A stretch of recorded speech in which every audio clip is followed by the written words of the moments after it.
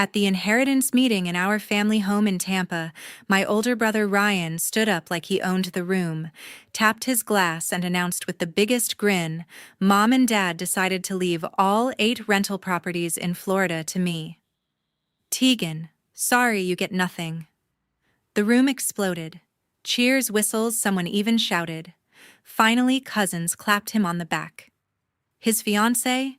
Brooke beamed like she'd just won the lottery, and Mom dabbed her eyes with that proud little tear.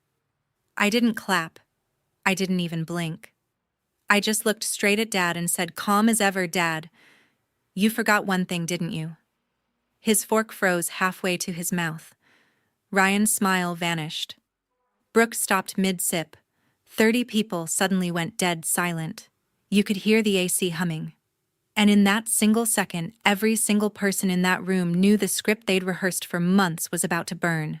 Before I tell you exactly what my dad forgot and how the rest of that afternoon turned the whole family upside down, drop a comment and let me know where you're watching from tonight. I always like knowing I'm not the only one who sat at a table full of people who swore they loved you right before they showed you what they really think. Hit that like button if you've ever had to smile while your entire family cheered for your downfall. Because trust me, what happened next made every single one of them regret clapping so fast. Now let me take you back to how we got here. My name is Tegan Whitaker, and if you'd met my family before that inheritance meeting, you'd probably have thought we were the perfect Florida success story. Big house in South Tampa, boats in the driveway, Christmas card smiles every December. But those pictures never showed the quiet hierarchy that ruled everything behind closed doors. Ryan has always been the son everyone orbited around.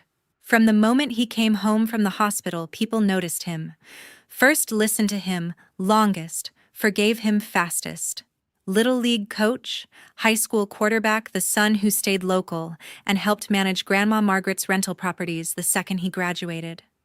Every family barbecue ended with someone slapping his back telling him he was the future of the Whitaker name. He soaked it up like it was oxygen. I learned early that I lived in the shade he cast.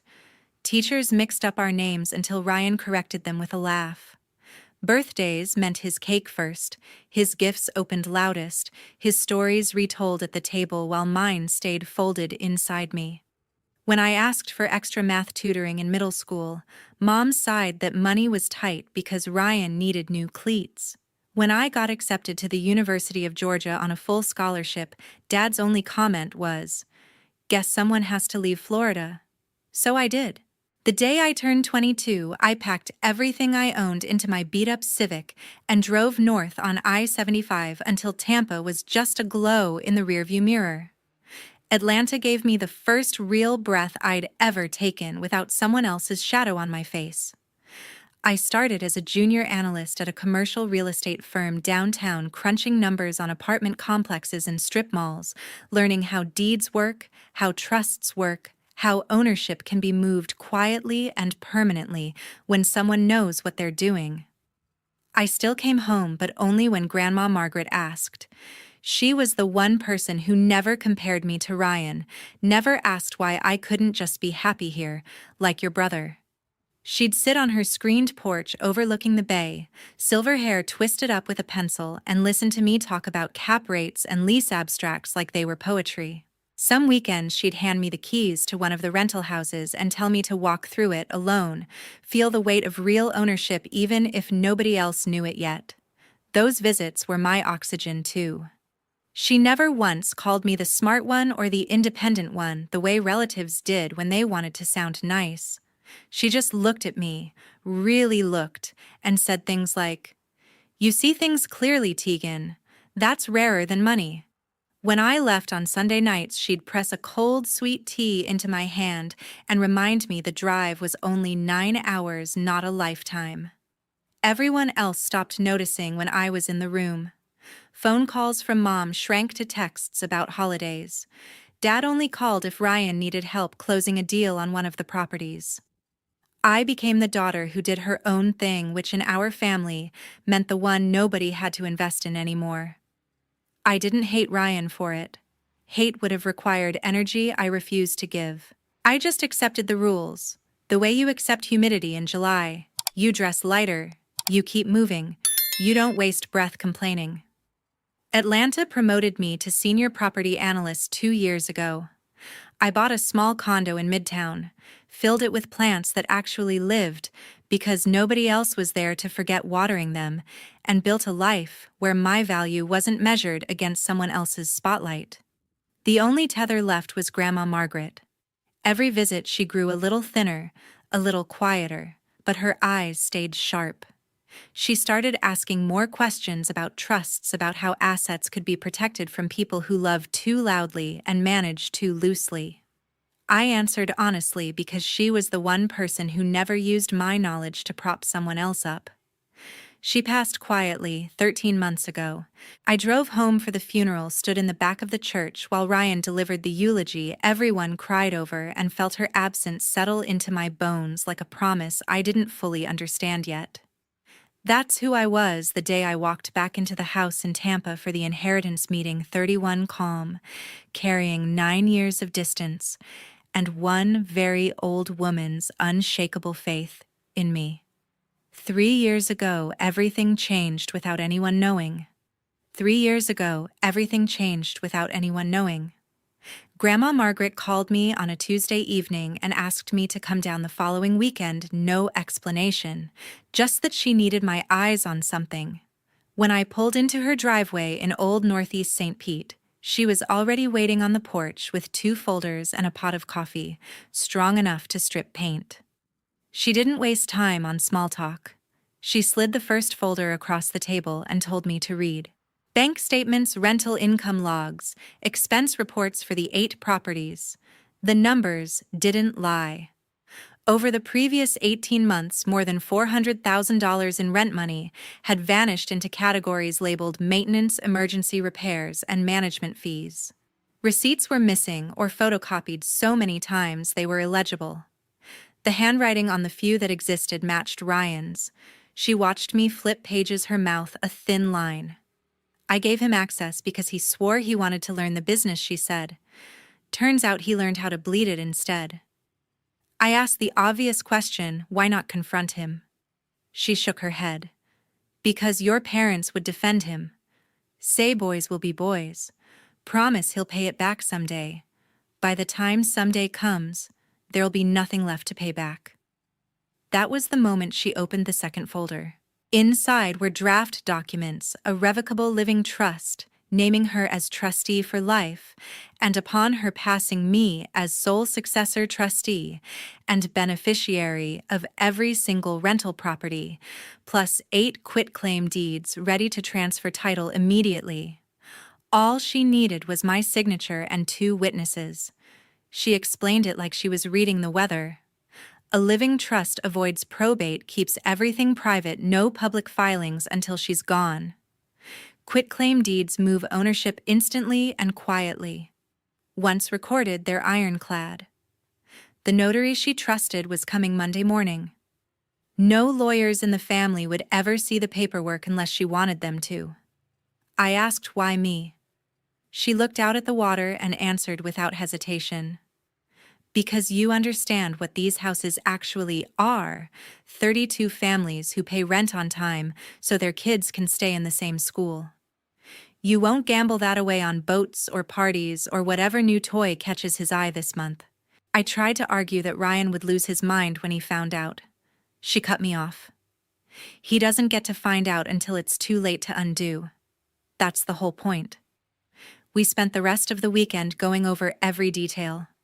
She walked me through the trust language, showed me where to sign, made sure I understood that once the deeds were recorded at the county, the houses were legally mine, whether anyone liked it or not. She even had me initial every page, so there could never be a claim I didn't know what I was agreeing to. Monday morning, the notary arrived at 9 sharp. We signed in the dining room while the ceiling fan clicked overhead. Grandma Margaret's hand didn't shake once. When the notary left, she poured us both a finger of bourbon, even though it wasn't noon yet, clinked her glass against mine, and said, "Now it's done." And now we shut up about it. She made me swear on her parents' graves that I would never breathe a word until the day came when someone tried to take what was no longer theirs to give. I gave her my word. We burned the extra copies in the outdoor fireplace that night and watched the smoke curl up into the palms. For the next 2.5 years, nothing looked different on the surface.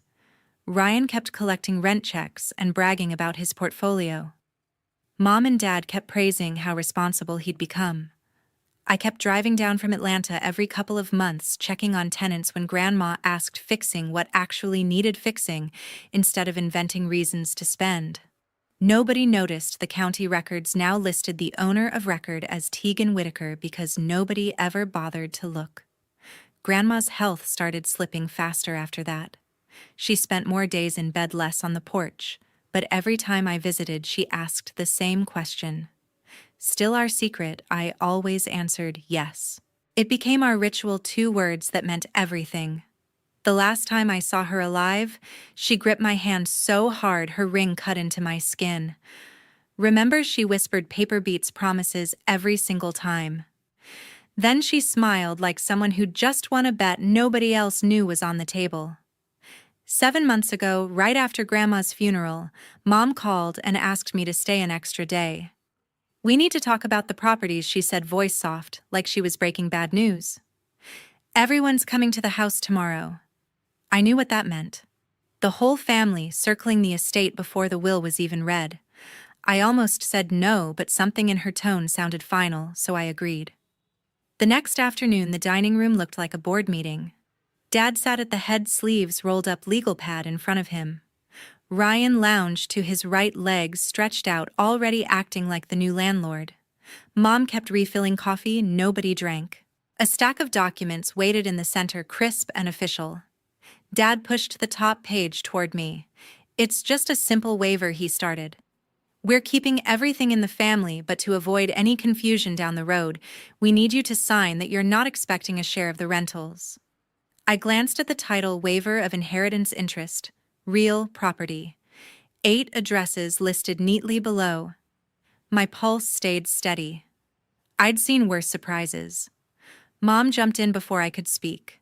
"Sweetheart, it's only paperwork. Ryan's staying here handling everything day to day. It makes sense for him to have full control. This just keeps things peaceful." Ryan smirked, spinning a pen between his fingers. "Yeah, Tegan. Nobody wants lawyers involved. Sign it and we're good." I slid the paper back an inch. "I'm not signing anything." The room temperature dropped. Dad's eyebrows shot up. Mom's hand froze on the coffee pot. Dad recovered first. "Come on, don't be difficult. This isn't about taking anything away from you. It's about clarity." I looked him straight in the eye. "I won't sign away what Grandma intended for me." Silence. Ryan stopped spinning the pen. Mom tried the emotional route. "Your grandmother wanted the family taken care of. She'd hate to see us fighting." I didn't blink. "She's not here to see anything, is she? And I'm not fighting. I'm just not giving up my rights." Dad leaned forward, voice lowering the way it used to when I was 10 and late for curfew. "Tegan, we're trying to do this the easy way. Ryan's put years into those houses." I almost laughed. Years of putting money into his own pocket, maybe. Ryan finally spoke, irritation cracking through the casual act. "You live in Atlanta. You don't even want them. Why make this hard because they're not yours to give?" I said. Mom's eyes welled up on cue. "We just want everyone happy. After everything we've been through, losing Mom." Classic move. Bring up the recent death make. Refusal feel cruel. I stood up. "I'm sorry you're upset. But I'm not waiving anything." Dad slapped the table hard enough to rattle the cups. "This is ridiculous. You're acting like we're stealing from you." I picked up my keys. "No. I'm acting like someone who knows exactly what's hers." Ryan stood too, face red. "You're being selfish." Typical. I walked to the door and paused just long enough to deliver one line. "Selfish is thinking you can erase someone's wishes with a signature because it's convenient." Mom called after me, voice cracking. Tegan, please don't leave like this. I didn't turn around. I'll see you when you're ready to respect what Grandma actually wanted. The screen door slammed behind me. I heard Ryan mutter something about me always playing the victim, Dad telling him to calm down, Mom starting to cry for real this time. I got in my car, rolled the windows down, and let the hot Florida air hit my face the entire 9-hour drive back to Atlanta. They spent the next weeks convinced I was throwing a tantrum. Group texts about healing and moving forward as a family. Dad left 2 voicemails that got progressively angrier. Ryan sent a single message, "Grow up." I didn't reply to any of it. Instead, I printed fresh copies of the recorded deeds, filed them in a fireproof folder, and waited. I knew they were busy drafting whatever story made them the heroes and me, the problem child who couldn't let go of a grudge. They had no idea the grudge wasn't mine to let go of. 2 weeks ago, the invitation arrived in my mailbox in Atlanta. Thick cream cardstock, gold border, formal celebration of Margaret Whittaker's legacy, printed in raised lettering. Inside was a note in Mom's perfect cursive, "Please join us to honor Grandma's wishes and celebrate the future of the family properties. Saturday at 3. We've missed you." I knew exactly what it was, the victory lap they thought they'd earned. The group chat exploded the same day.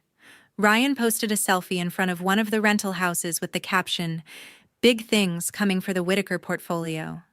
Brooke commented heart emojis and, "So proud of my future husband." Aunts and cousins liked every word. Someone even joked Tegan better show up this time. I didn't reply, but I cleared my weekend and packed the rolling suitcase I usually take on business trips. Inside went 3 labeled folders, color-coded tabs, and a flash drive with every recorded document scanned in high resolution. I zipped it shut, loaded the car before dawn on Friday, and pointed south on I-75 for the 9-hour drive I could now do with my eyes closed. The closer I got to Tampa, the thicker the tension felt, even through the windshield. Billboards gave way to palm trees, then to the familiar exit signs. Every mile marker reminded me why I'd left and why I was coming back now. I stopped once for gas outside Ocala and checked my phone. 23 new messages in the family thread, all variations of excitement about Ryan stepping up. Dad sent a private text, looking forward to putting everything behind us. I left it on read. By the time I crossed the Howard Franklin Bridge, the bay sparkling under afternoon sun, my stomach had settled into the cold calm I get before closing a multi-million-dollar deal. I wasn't nervous anymore. I was ready. I pulled into the old neighborhood just after noon on Saturday. Cars already lined the street. Cousins from Orlando, Uncle Ray from Naples, the property manager who'd been sending rent checks to the wrong person for years. White tents dotted the backyard, caterers unloading trays of shrimp and mini crab cakes. A bartender set up under the oak tree. This wasn't a meeting. It was a coronation. Mom spotted me from the driveway and hurried over in heels and pearls, arms open like nothing had happened. "You made it. Everyone's asking about you." She hugged me too tight, perfume clouding the air. Dad followed, clapping my shoulder with that forced heartiness men use when they're pretending everything's fine.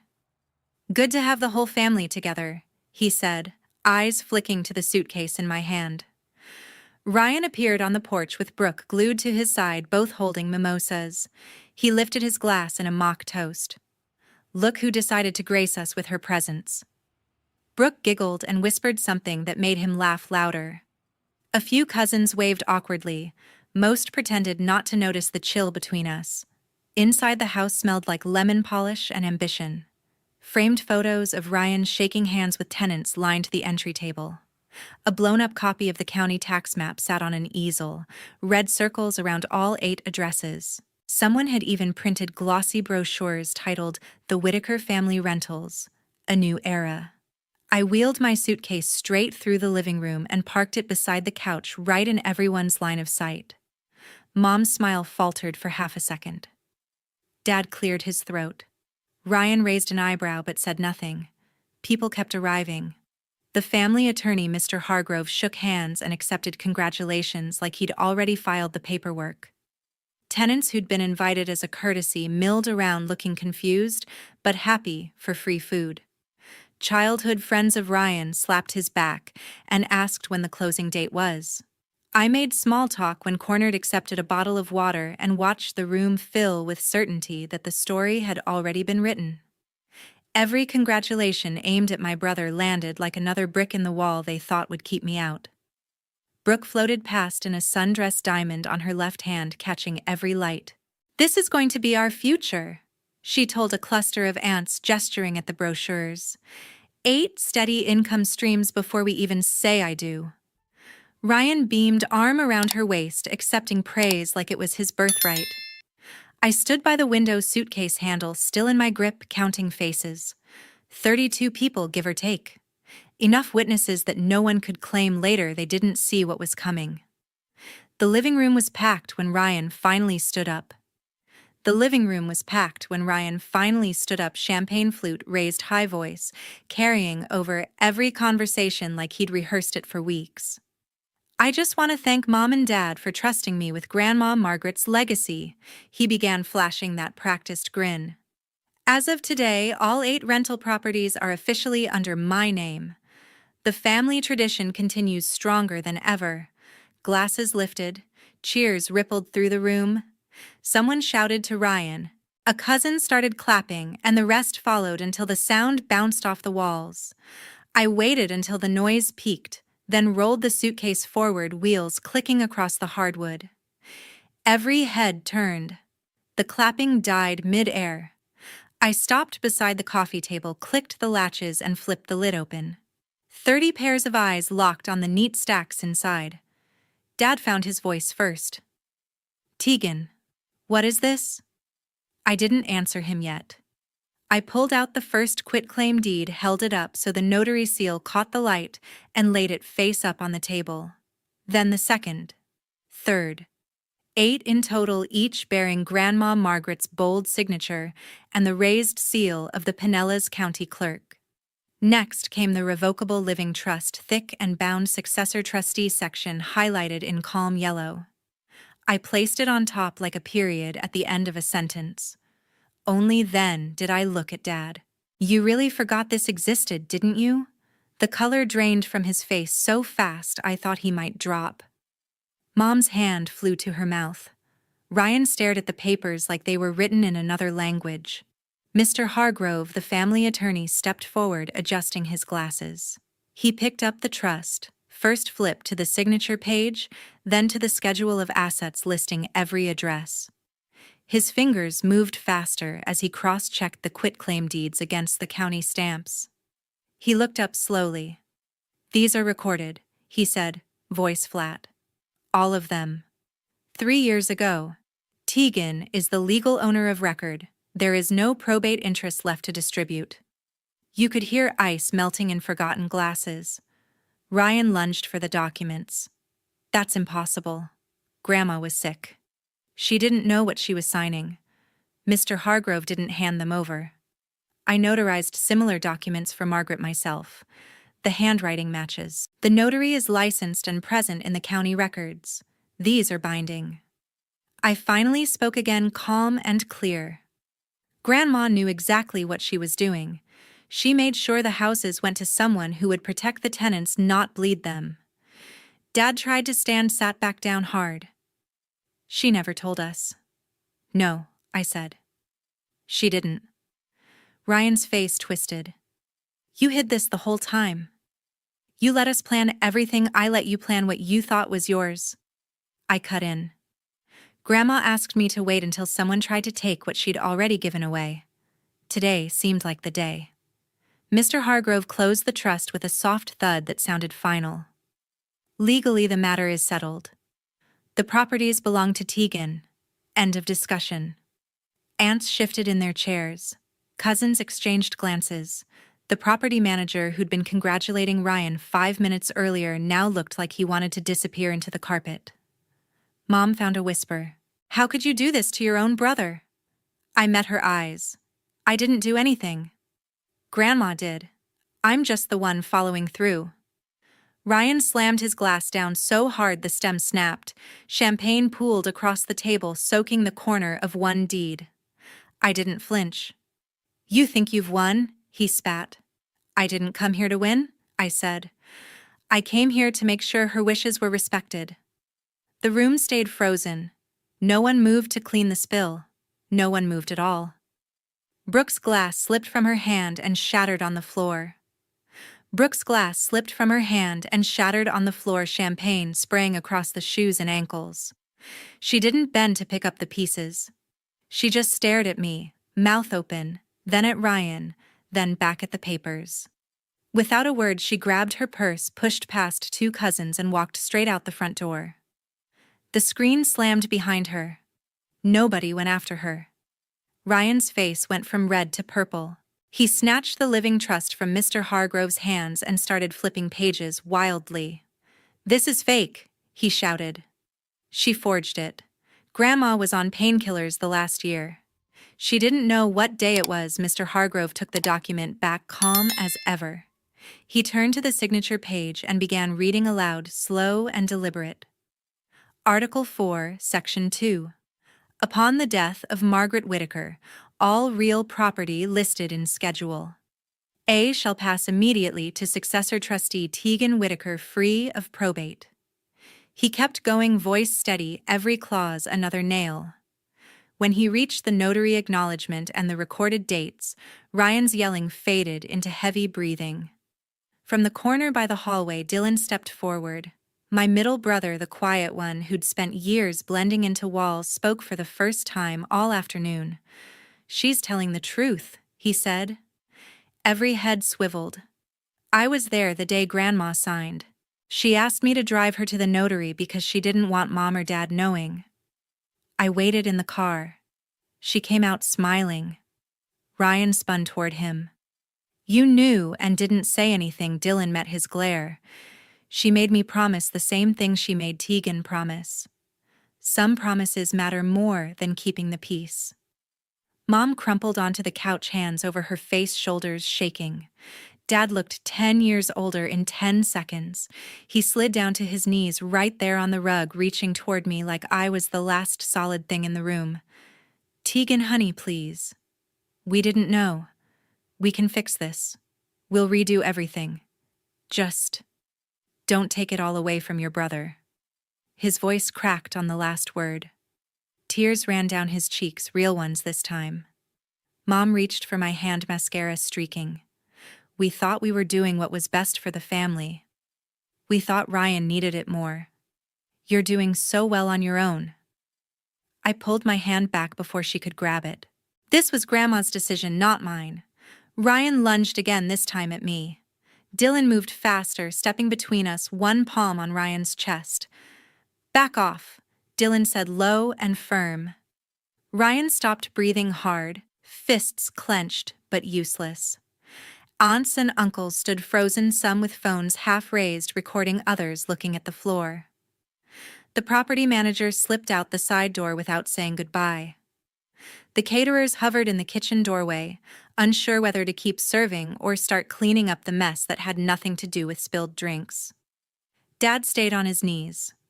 "We'll sell the boats. We'll take second mortgages. Whatever it takes to make this right." Mom sobbed louder. "We're so sorry. Please don't hate us." I looked at both of them, then at Ryan, shaking with rage, then at Dylan, standing steady beside me for the first time in our lives. "I don't hate you," I said. "But I'm done fixing things for people who never saw me as part of the solution." I closed the suitcase, latched it, and set the handle upright. Mr. Hargrove cleared his throat. "I'll prepare the necessary notices to all tenants and financial institutions first thing Monday. Ownership transfer is already complete. This is purely administrative." Ryan made a sound like a wounded animal. Mom wailed into a throw pillow. Dad just stared at the floor. I picked up my keys. 3 months later, the dust had settled, but nothing was the same. 3 months later, the dust had settled, but nothing was the same. Ryan's name disappeared from every lease, every bank account, every vendor contract tied to the 8 properties. Tenants started receiving new payment instructions with my name at the top. Most of them never even noticed the change. Rent stayed the same, repairs got done faster, and nobody tried to charge them for fake roof work anymore. The IRS notice arrived the week after the meeting. Turns out years of writing off personal vacations as property inspections and new trucks as maintenance vehicles finally caught up. They froze what was left of Ryan's accounts and slapped a lien on anything still in his name. He lawyered up with money he didn't have and lost anyway. The final penalty came in at just over 6 figures. He's still paying it off on a payment plan that will follow him for years. Mom and Dad put the big house on the market 30 days later. The boats went first, then the jet skis, then Mom's jewelry collection. They moved into a 2-bedroom condo near Carrollwood, with a view of a parking lot instead of the bay. Dad took early retirement because the stress gave him heart palpitations. Mom started working part-time at a boutique to cover groceries. They stopped hosting holidays. Nobody felt like celebrating. Brooke sent back the ring by mail, no note. Ryan moved into a studio apartment downtown and took a job selling cars on Dale Mabry. He still drives past the rentals, sometimes slows downstairs, then speeds off when he sees my management sign in the yard. Dylan texts me every couple of weeks. Just short check-ins. Nothing heavy. He's the only one I answer. He says the rest of the family talks about me in past tense like I died instead of Grandma Margaret. I tell him that works for me. I stayed in Atlanta. The rental income covers my mortgage and then some. I hired a local management company run by women who actually return calls within an hour. Vacancies dropped, tenant satisfaction went up, and every month the numbers land in my account clean and quiet. I bought 2 more properties last quarter, smaller deals, but mine, from day one. Not a single family member has tried to reach me directly. No letters, no emails, no drive-by visits. The last voicemail I got was from Mom 2 months ago, crying, asking if I'd come for Christmas. I didn't call back.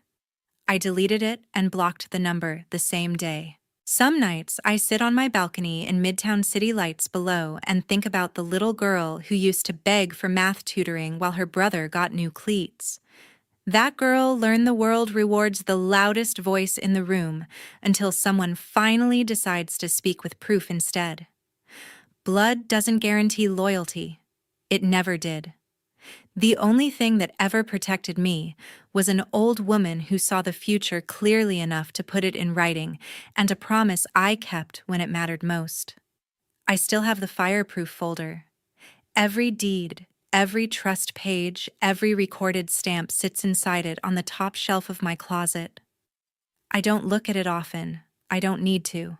The houses pay the bills, the tenants stay happy, and my phone stays silent from anyone who once called themselves family. Grandma Margaret was right. Paper beats promises every single time, and some doors, once you close them, stay closed for good. If you've ever had to choose between the family you were born into and the peace you built yourself, tell me in the comments where you're watching from tonight. Because sometimes the hardest thing isn't walking away, it's refusing to walk back.